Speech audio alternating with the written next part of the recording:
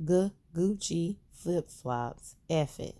Hit your B in my socks. This is a big watch. What the? If this young lady would have been black and disrespectful, she would have never made it to this point. But she did make it because she is white. Hello, hello, hello, hello. Welcome back to Coffee with Jada. So today I want to touch on something that happened. I think maybe it's been a week now.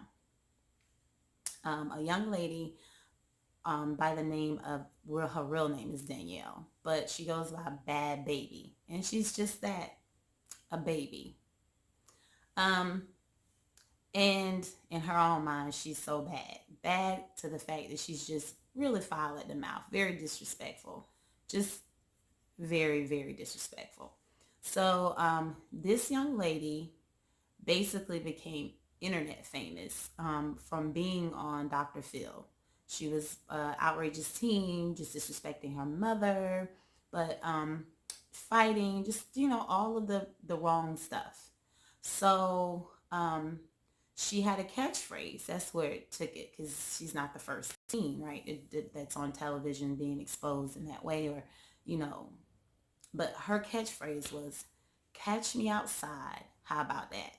Where she was speaking to the audience in a very demeaning, very disrespectful way. So fast forward, now she's a rapper. Now, interesting enough, I saw the segment and kind of, since, researching it, because I like to know a little bit about the person. So I saw the segment and Dr. Phil asked her, "What do you want to be?" And she said, "I want to be a nurse." At no point did she say she wanted to be an entertainer or a rapper. I think she did kind of mention that, because of her being on Dr. Phil, which she says she made the show famous. She did something for his career. But because they went out and put their family on display, it actually did something for her. That just brings me to another topic that I'm just going to sit here and say, you get so much for doing the wrong thing. How she's famous for doing the wrong things. Now she's a rapper. So anyway, I'm just gonna fast forward real quick because I could just go all the way into this. So when I heard her say that, the statement that she made was, "Who wants to be black?" Because she's been using this very dark makeup to make her skin appear darker than what it is. She wears the braids in her hair, and she does all these things that us as a culture, that we do. And she just had all these kickbacks. She talked about Lil Kim and how Lil Kim lightened her skin. Lil Kim didn't get no flack, but baby, Bhad Bhabie, Lil Kim got roasted on the internet, all across the internet. I felt the way about Lil Kim changing her face. It doesn't change or negate the fact of her talent. It's just self-hate, and she mentions that. She talks about that openly. So, child, obviously, you got mad respect for her, but you don't know anything about her because you're just a kid and you just faking the funk. That's it. You're playing a part. You're playing a role, and people are buying into it because there are so many talented young black artists out there that are women that aren't getting any recognition, any any of the celebrity that this individual has gotten for being a disrespectful person. But she is a young white girl. Just because, had she been just a regular little black girl, just being a bad black girl, that's expected, right? For you to be disrespectful and not listen and snap off and all of that. Because we have the angry black girl, black woman title, right? So again, I'm gonna tell you, I dug deep in my spirit about this thing, okay? And I had to shave it down. So this is a little bit long. It's not like the normal, because I saw a lot of lot of people on YouTube on this topic. That's how I got the information about blackfishing, because I never knew about blackfishing. Um, but I explained the definition of what blackfishing is. Culture vulture, I already knew about that. When you pretend to be, you're pretending to be black, but you're not. So I'm going to put a few videos here. Now, I want to educate people that are not black and not melanated, because I have friends that are not black. I want to educate them on how it feels to be black, because she's an interesting comment. I mean, she made a statement. Who wants to be black? I mean, honestly, I can pretend to be black, but I don't want to really be black. Not here, not in America. Who wants to be black? Who wants to be black, period? Because we are always in the media propaganda across the globe, we're always shown in a very negative light. We're always looked at as, thieves, lazy, mm, killers. So it's ridiculous. But that was an interesting question. So I would like to get your comments about how you feel about the statement too. But I also put a little bit of, you know, I found a video of this very deep video that I've seen a while back, but I wanted to share of young black men's perspective about being black in America as a young black man. And I mean, they are young boys. They are in school age young boys, but looking at it from their perspective, because I want to use these moments to rant, of course, and also educate on some level, because sometimes people just don't know. They're in their own world, in their own bubble, and you won't know about being black because if you're not, right? So I'm gonna go on this take you to this spot because of some things that I was thinking. And black people experience discrimination every day, and not just from white people. No doubt it was Europeans that brought our ancestors to the U.S. and enslaved us with 400 years of oppression and free labor, murdered us, broke up our families, forced us into incest to produce more slaves, um, raped our women, sodomized our men in front of us so that we can know that that man could not protect you. That black man can't protect you. So, but we have to forget about that. I'm just going to, because America doesn't want to remember that. We don't want to talk about that. Ugh. Are you kidding me? So, but however, it's funny because we reenact Civil War, have Civil War reenactments. We talk about the Holocaust, and even in our schools, we're taught about the Holocaust. You know why? Because guess what? Hey, it didn't happen here, so we're allowed to feel when it comes to that, right? Almost every black person in America has experienced some type of disrespect on the basis of just being black. Me too. I've been spit on by a friend. I mean, I played with this young lady every day in my neighborhood, and she would always come to my house, but I would never go to hers. And I'm a kid, so I'm not thinking anything of it.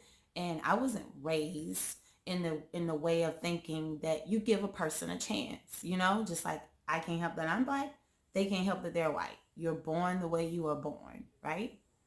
But that same friend who played with me every day, almost every day at my house, when I finally didn't see her and I knew where she lived, I just never went to her house and didn't think anything of it. I was spit on by her in front of her father, who didn't know that she was playing with this black girl. So around her dad, she had to be the way that he taught her to be and not like black people, even though she liked me and she was my friend. She spit in my face. as I sat there frozen and heartbroken. And that's just one experience. So anyway, that doesn't take away from how I feel about other people, because I give people a chance to be genuinely themselves. But I'm going to say, with my curves and my sway of my hips and the way that I feel, the color of my skin, I am happy, elated to be Black. Through all of the things that our ancestors went through prior to slavery, coming from kings and queens, knowing my history, teaching my children our history, all that our slave ancestors endured and went through, with all the cards, everything stacked against them, through all of it, how they endured and persevered and they died for us. All of the people that went through the civil rights movements that was sprayed, dogs biting them and being brutally beat and hung and not allowed to even look at a white woman without fear, and most times losing their lives. Shout out to Emmett Till. All of that, all of it, to come with all of it, I find strength in being a woman of color. So the young lady said, who wants to be Black? Baby, you want to be Black for the purpose of your profits, for the purpose of you pretending, but for real, you can just take off the makeup and be just your regular white self. And that's where the problem is. That's what people have a problem with. I don't know if she'll ever see this, but I do want to just speak my piece. So I want to say to you guys, please, if you have not subscribed, subscribe, like it if you like it, share it if it's something that you feel like is worth sharing. But do love yourself, live, love, laugh, and stay safe during this time. And thanks for listening. While you have changed and now you want to perpetuate being Black, and then you get an attitude when they call you out, you got to take it how it comes.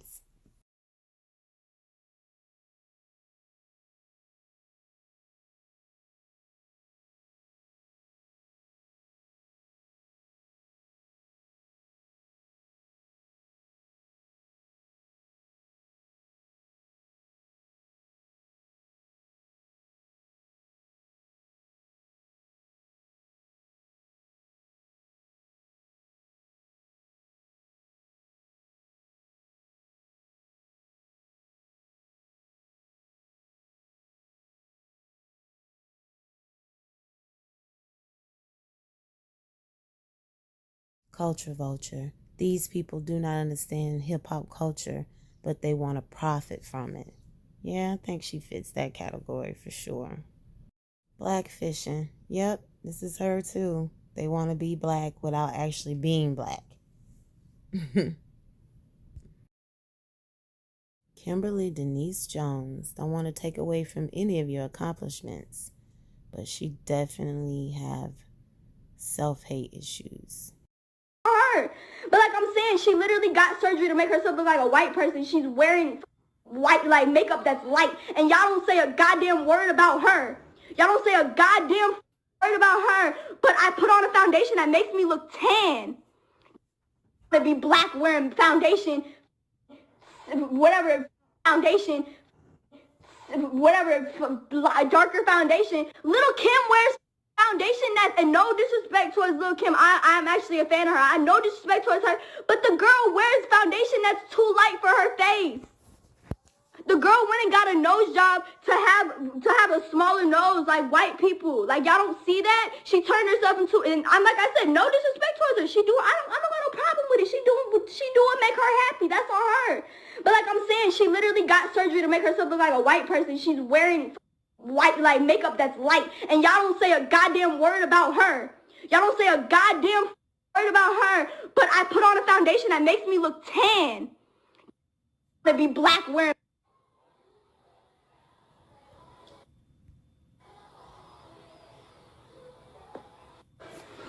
Would be saying the N-word. I would be doing that black people do. The act black. I don't know what the fuck I'm talking about. Who wants to be black? I don't understand that. I really just can't comprehend it.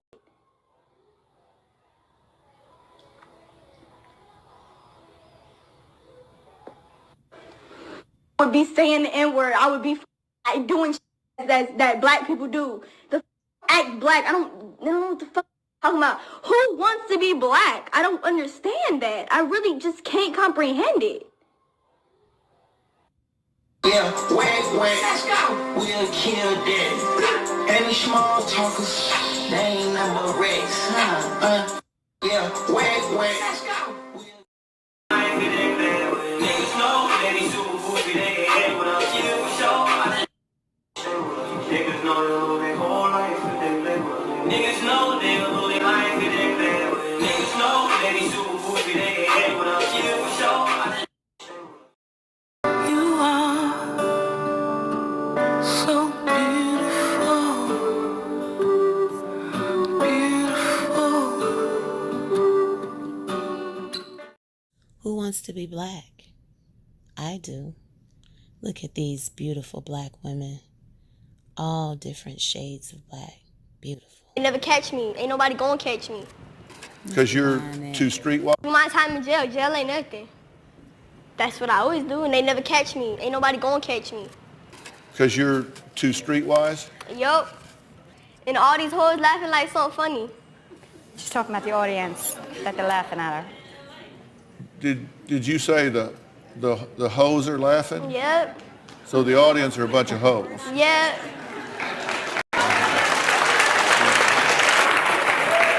Catch me outside. How about that? Huh? Catch me outside. How about that? Catch you outside? What does that mean? What I just said. Catch her.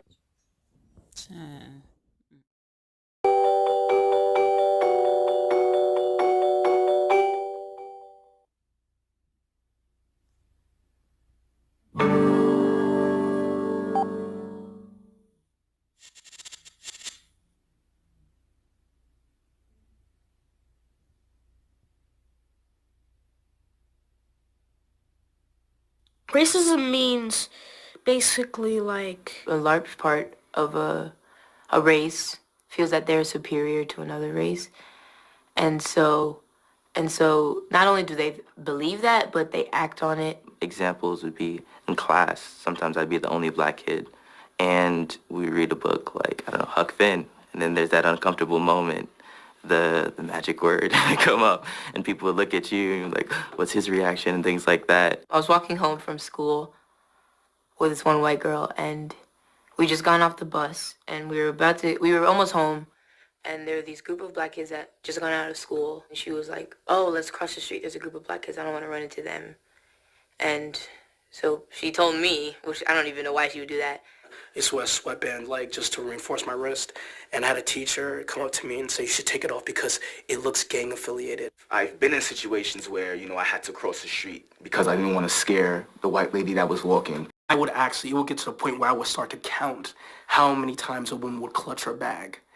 When I was 16, I was leaving my mom's house in my pajamas, which had snowmen on them, with my brother, and we were actually stopped by the police rather aggressively. I've been stopped by the cops on my way between classes because we have two separate buildings, walking from one building to the other building, as my white students in the same class walk by me. It's kind of upsetting because we live in a world where my mom has to be afraid when I walk outside from the people that are like meant to protect me. And I don't like when my mother feels like that. You know, I love my mother. I want her to always be happy. You know, I walk tall, I keep my head up, try to be very articulate and polite. And so, of course, I was like, okay, I'm going to be fine because I act a certain way. And of course, that has absolutely nothing to do with it. The way people perceive you, is not up to you. My parents taught me, cops are your friends. You're supposed to, they're here to protect you. But all I'm seeing is the opposite. So how can I not be afraid when I feel like I'm being hunted? When I feel like I'm there to fill a quota? We are in a so-called free society. And as a black man, we literally don't feel free. We don't know what freedom is. Every time we're killed, the first thing you see on the news is, criminal record. Or something like that. So from the second the bullet hits us, already we're starting to be dehumanized. With black people like myself, we don't get as many chances as they do. So you have to be aware and you have to watch out and you can't mess up.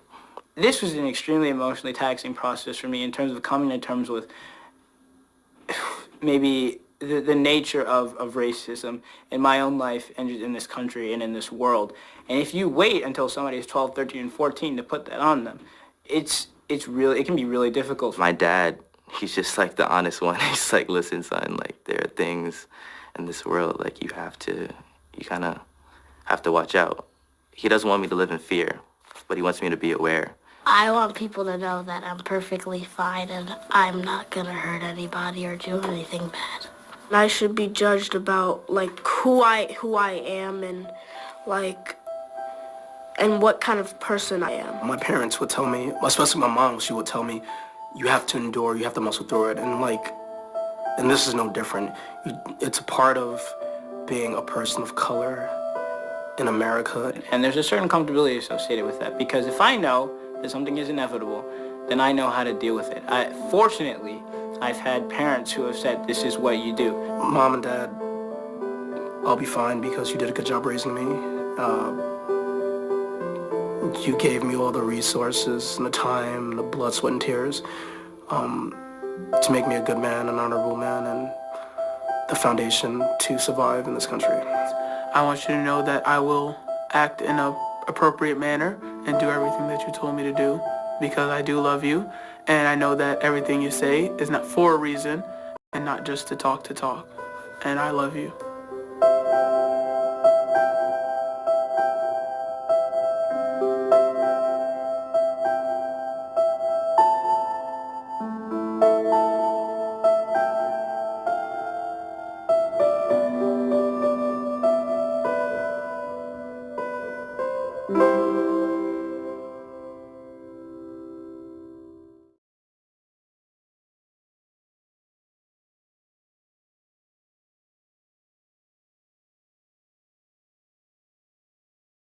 I love this poem by Alyssa Davis. My black is beautiful.